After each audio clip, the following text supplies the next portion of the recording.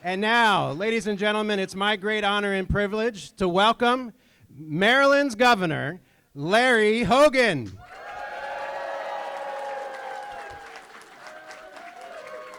Let's hear it for Governor Hogan. And Maryland's next governor, Kelly Schulz.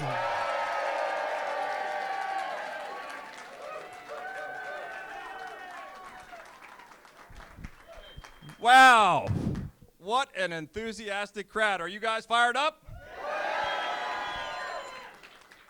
Well, I'll tell you what, I couldn't be more excited to be here with all of you. It's just, it's wonderful to see so many old faces all gathered together in one room for a really important cause. And I'm very excited to see all of you, but particularly this young lady standing right next to me. Are you guys excited to see her?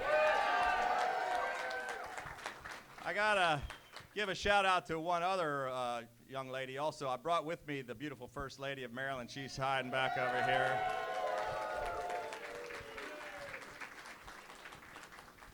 You know, it's a little bit nostalgic being here, and I just want to take a moment. You know, we're in our last year. I think we've accomplished a lot together, but I just want to say, in case I don't get a chance to see all of you together in one room, we wouldn't be here without any of you. All of you worked so hard so that we could have this opportunity. Having this incredible opportunity to serve as your governor over the past 8 years has been, you know, the most incredible experience and honor of my lifetime, and I just want to say thank you. There hasn't been a single day, good or bad, when I haven't been grateful for the opportunity and grateful for all of you for making it happen. So thank you.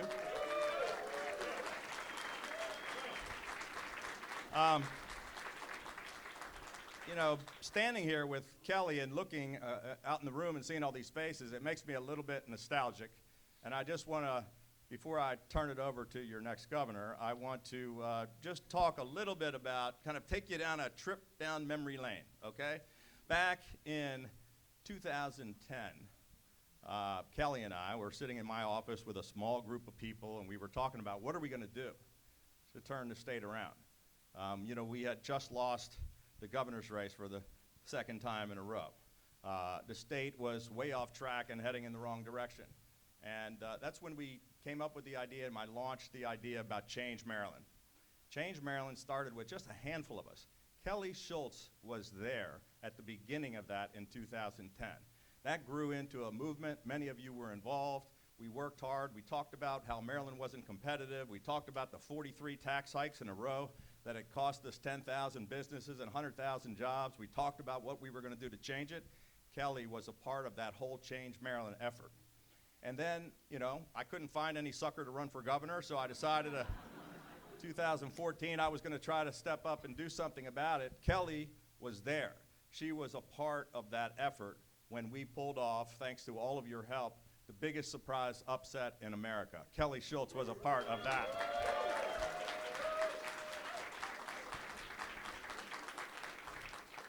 And then when we decided we had to put together the brightest, smartest, most hard-working people we could find to actually take over the government and change Maryland for the better, Kelly was one of the first people that I thought of and became one of our very first appointments to the cabinet. Kelly Schulz was with us there at the beginning of the administration as we changed Maryland for the better over the past 8 years, when we took Maryland's overall economic performance from 49th out of 50 states to number 6. It was the you know, Kelly stood up with us when we stopped every single tax increase for 8 years, when we cut taxes 8 years in a row by nearly $4 billion, when we took us from 49th to 6th. That was the biggest economic turnaround in America. Kelly Schulz was a big part of that effort.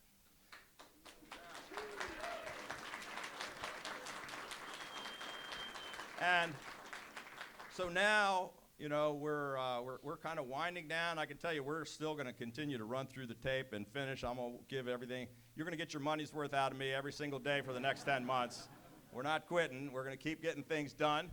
We just cut the gas tax. I don't know if anybody saw that last week. We were the first state in the country to do that. Now we're working on eliminating retirement taxes, which we might get done this week. Well, we're gonna have a new governor next January, and there are an awful lot of people that seem to want to be the next governor. There are 16 people running for governor. 15 of them want to take us in a completely different direction.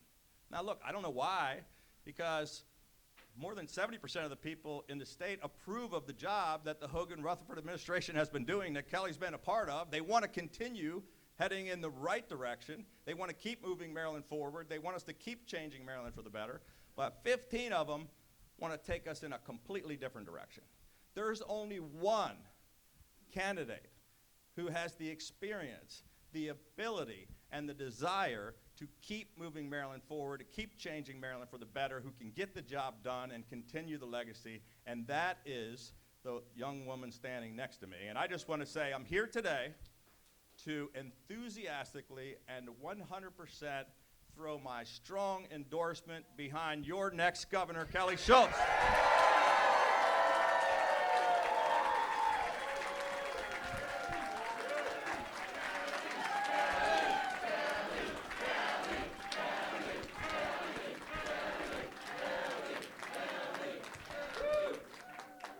Wow, hello, Maryland. I say hello, Maryland, because I see faces from all over the state, so hopefully your safe travels will get you back home from the far places that you came from. Governor Hogan, it has been my pleasure. It has been a personal and professional pleasure to serve the state of Maryland, to be able to make sure that we did what your vision was 8 years ago, and that was to change Maryland. And ladies and gentlemen, we have changed Maryland. And it is the leadership in order to be able to make that happen. I will say that we're going to have a phenomenal, steady, committed leadership team running on this ticket. Unfortunately, you're not able to see my lieutenant governor candidate here today, Jeff Wolford. He is serving our country in the United States Air Force in Texas this week, and we send him all of our prayers. However, we were able to get his wonderful family, his beautiful wife, Nicole, his children, and his mother, his sister, his brother. Everybody is coming out to be able to support this ticket. And so for your service, for Jeff's service, thank you all very much for being out here today.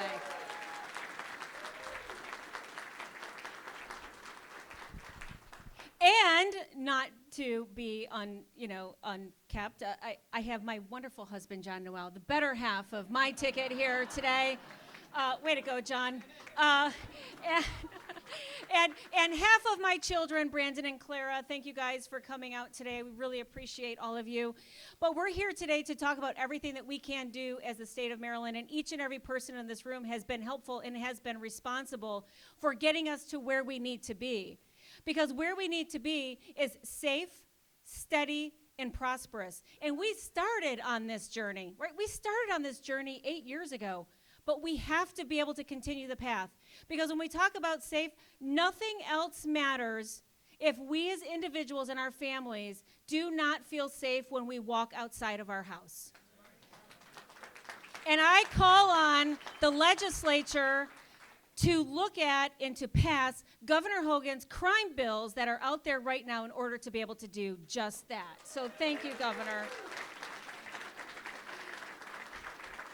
And at the end of the day, this is what it all means.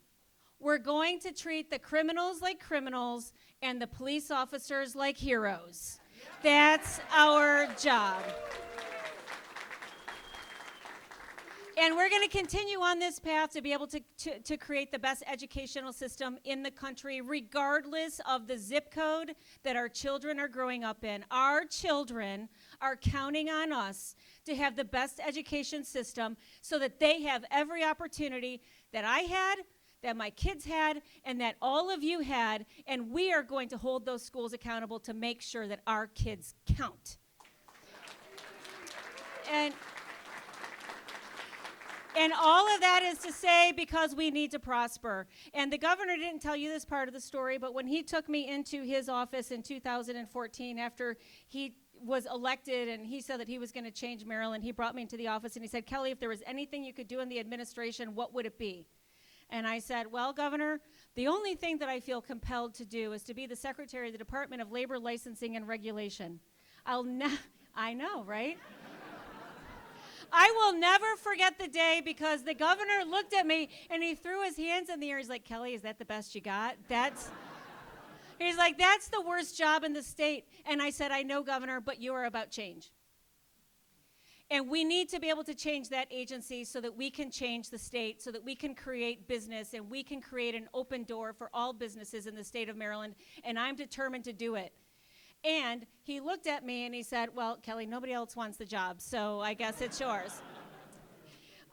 So it was mine, and then when I went to the Department of Commerce, it was great. But all of this to say, for those 7 years that I was blessed, both personally and professionally, to work within this administration, we did good things.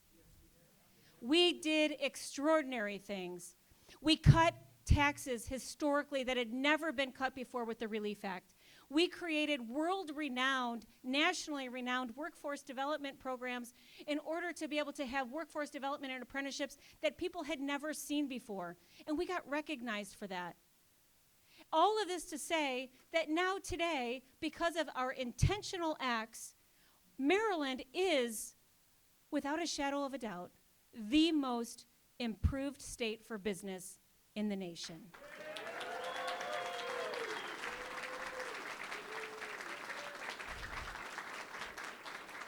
But as the governor said, that there's still a lot of work to do.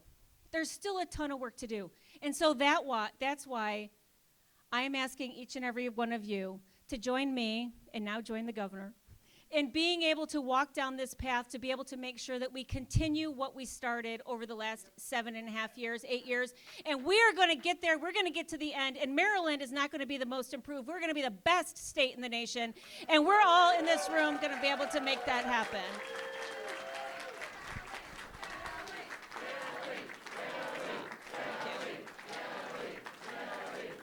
Thank you.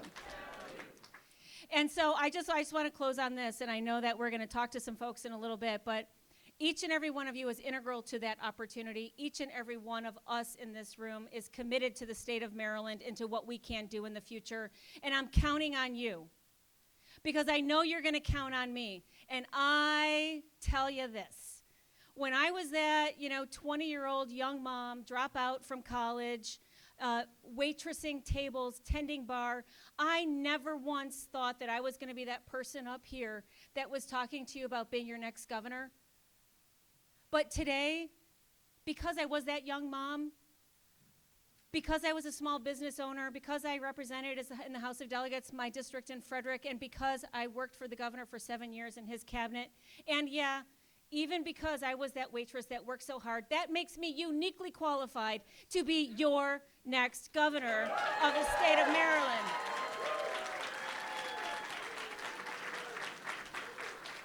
And oh, by the way, just one last note, we will make history because there has never been a third-term Republican. The governor made history of being a second-term governor, Republican governor. Congratulations, Governor.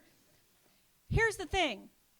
We have the opportunity to elect Kelly Schulz as the next governor, which would be a third-term Republican term, but it would also be the first female governor in the state of Maryland.